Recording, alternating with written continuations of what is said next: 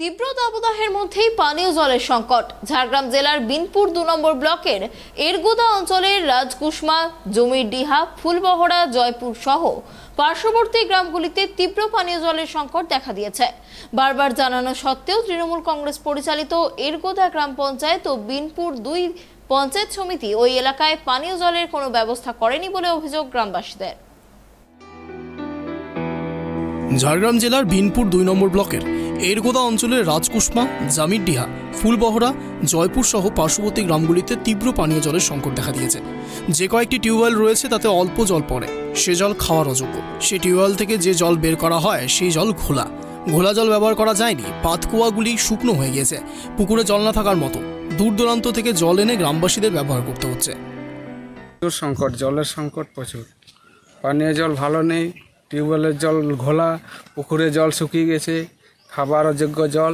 চান করতে যেতে হলে সেই অনেক দূর যেতে হয়। খাবার জল আনতে হলে আরেক অন্য গ্রামকেই যেতে হয়, রাজকুসমাতে জলেই নেই। কোন কোন গ্রামে এই সমস্যাটা রয়েছে? এরগোদা অঞ্চলে বিভিন্ন গ্রামে এরকম সমস্যা আছে। কোন কোন গ্রামটা? এই রাজকুসমাতে আছে, জামিরডিহায় আছে, তারপর জয়পুরে আছে, ফুলবহড়াতে আছে, রঘুনাথপুরেও আছে। জল প্রকল্প হয়নি এতদিনে? জল প্রকল্প হলেও সঠিক জায়গায় হয়নি। যেখানে ঘন বসতি সেখানে জলের প্রকল্প নেই। যেখানে ফাঁকা ফাঁকা বাড়ি আছে সেখানে টিএমসি কেরার আছে, তারা বানিয়ে নিয়েছে সামনাসামনি প্রকল্পগুলো যাতে তাদের সুবিধা হয়। কি সমস্যা জলের? জলের সমস্যা এই যে ঘোলা জল হলে খেতে পাইনি, অনেক দূর আনতে যেতে হয়। কোথায় জল আনতে যেতে? সেই যে পুকুর ধারে একটা গ্রাম। কত দূর এইখান থেকে? সেইখানে ওই সড়কে কত মিটার হবে আমি বলতে পারছি না। সেই সামনেটাকে ওই দোকানটা আছে না, এই পেরে দোকানটা এটা ঠিক আছে, এইখানে আসা ঠিক হয়।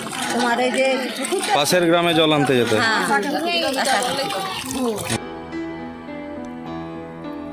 বারবার জানানো সত্ত্বেও তৃণমূল কংগ্রেস পরিচালিত এরগোদা গ্রাম পঞ্চায়েত ও বিনপুর ২ পঞ্চায়েত সমিতি ওই এলাকায় পানীয় জলের কোনো ব্যবস্থা করেনি। অথচ তৃণমূল কর্মীদের বাড়ির সামনে জলের ব্যবস্থা করা হয়েছে। যে সমস্ত এলাকায় ঘনবসতি রয়েছে সেই সমস্ত এলাকার কোনো ব্যবস্থা নেই। রাস্তা থেকে এলাকার সার্বিক উন্নয়ন থেকে বঞ্চিত এলাকার মানুষ, যার ফলে প্রশাসনের বিরুদ্ধে এলাকার বাসিন্দারা ক্ষোভ প্রকাশ করেন। এই একই সুর শোনা গেল জেলা বিজেপির সভাপতি তুফান মাহাতোর গলাতেও। আমরা দীর্ঘদিন ধরে বলে এসেছি, বিভিন্ন জায়গায় বলছিও, প্রশাসনিক লেভেলও বলা হচ্ছে, কিন্তু শোনার লোক নেই। ২-৩টে ব্লক আছে যেখানে গরম পড়ার আগেই পানীয় জলের সমস্যা দেখা দেয়। এটা আজকের সমস্যা নয়, দীর্ঘদিনের সমস্যা। সেই সমস্যার সমাধান করার মতন এখন পর্যন্ত কেউ এগিয়ে আসেনি, কোনো জায়গায় বলেও কোনো সুরাহা হয়নি। তাই ইমিডিয়েট যারা ক্ষমতায় আছে, প্রশাসন থেকে আরম্ভ করে যারা আছে এখানে দায়িত্বে, যারা জনপ্রতিনিধি হিসেবে মানুষের রায় নিয়ে নির্বাচিত হয়েছে, তাদেরও সেই সব জায়গায় যাওয়া উচিত এবং এই গরমের সময় মানুষ যাতে পানীয় জলটুকুর সমস্যা সমাধান হয় সেটা তাদের দেখা উচিত। নইলে সামনে পঞ্চায়েত আছে, আবার ভোট আসবে, ভোট যাবে। যারা এই দীর্ঘদিনের বঞ্চনায় যারা পড়ে আছে তারা আবার বঞ্চিত হতে থাকবে। সেই জন্য এটা স্থায়ী ব্যবস্থা করা উচিত। ওই এলাকায় পানীয় জলের সংকটের কথা গ্রামবাসীরা বিনপুর ২ ব্লক প্রশাসনকেও জানিয়েছেন, কিন্তু কাজের কাজ কিছুই হয়নি। প্রচণ্ড গরমে ওই এলাকার মানুষজনকে একটু জলের জন্য ২ কিলোমিটার যেতে হয়। তাই প্রশাসনের বিরুদ্ধে ক্ষোভ প্রকাশ করেন এলাকার বাসিন্দারা। এই বিষয়ে তৃণমূল পঞ্চায়েত সমিতির সভাপতি রাহালা হাসদা জানিয়েছেন, দেখুন, আমাদের বিনপুর এমন একটা ব্লক যেখানে শুষ্ক এলাকা, সেখানে সমস্ত জায়গায় বোরিং করলে সেখানে সাকসেস হয় না। কিছু কিছু জায়গা আছে যেখানে নন টিউবওয়েল জুন, সেখানে বোরিং করলেও সমস্যা, সেখানে জল পাওয়া যায় না।